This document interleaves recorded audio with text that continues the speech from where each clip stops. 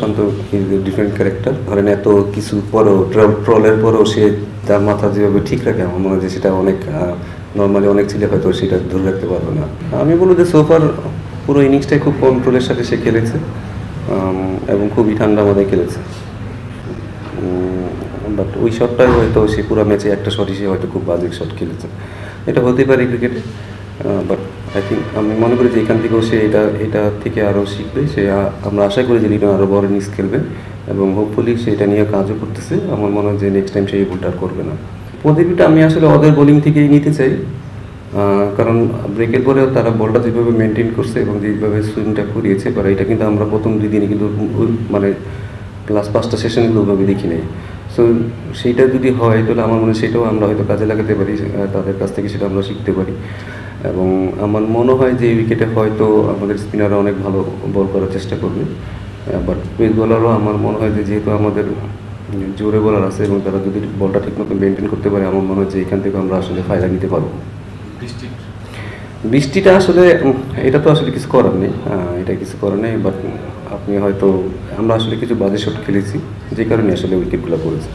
আমার মনে হয় যে এখান থেকে আসলে যদি আমাদের উইকেট থেকে যদি প্রথমে নতুন বলে আমরা যদি সুইং নাও পাই, আমার মনে হয় যে বলটা মেনটেন করা খুব বেশি জরুরি। এবং এখান থেকে যে বললেন যে রিভার্স সুইংটা যদি আমরা করাতে পারি, সেটাও আমাদের জন্য যে কোনো সময় আসলে টিমের মোমেন্টামটা ঘুরে দিতে পারে। না, এটা তো আসলে কখনোই বলা যাবে না আসলে কারা ড্রাইভিং সিটে, কারণ আমাদের প্রতিটা সেশন আমাদের ভালো খেলতে হবে। আমরা হয়তো এখানে 6টা সেশন হয়েছে, হয়তো আমরা ফার্স্ট সেশনটা প্রথম সেশন আমরা ভালো খেলিনি, আজকে লাস্ট সেশনটা ভালো খেলিনি। সো আপনাকে আসলে প্রতিটা সেশনই আপনাকে জিততে হবে। তো আমরা চেষ্টা করবো প্রতিটা সেশনে যেন আমরা ম্যাচ কন্ট্রোল করতে পারি এবং সেখান থেকে আমার সেশন বাই সেশন আমরা জিততে পারি। যদি আমরা সেশন বাই সেশন জিততে পারি, আমরা মনে হয় যে আমরাও ভালো অবস্থানে থাকবো। বাট উইকেটে এখনও অনেক ব্যাটিং ফ্রেন্ডলি। আমার কাছে মনে হয় যে উইকেট নিতে হলে আমাদের অনেক হার্ডওয়ার্ক করতে হবে।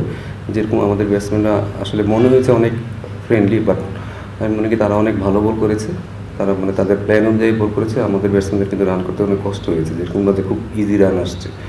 তো আমাদেরও মানে সেইভাবে হার্ডওয়ার্ক করতে হবে, সেখান থেকে আমাদের আসলে আমাদের যে জিনিসটা আমরা চাচ্ছি সেটা যেন আমাদের বলাররা করতে পারে।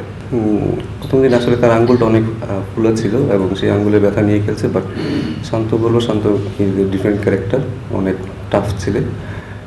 ধরেন এত কিছু পরেও ট্রলের পরেও সে তার মাথা যেভাবে ঠিক রাখে, আমার মনে হয় যে সেটা অনেক নর্মালি অনেক ছেলে হয়তো সেটা ধরে রাখতে পারবে না।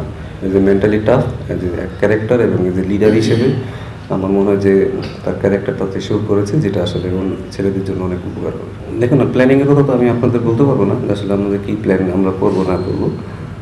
তো আমাদের মনে হয় যে আমরা টেস্ট ম্যাচ জেতার জন্য যেরকম পরিকল্পনা করা দরকার আমরা সেভাবেই আগাচ্ছি।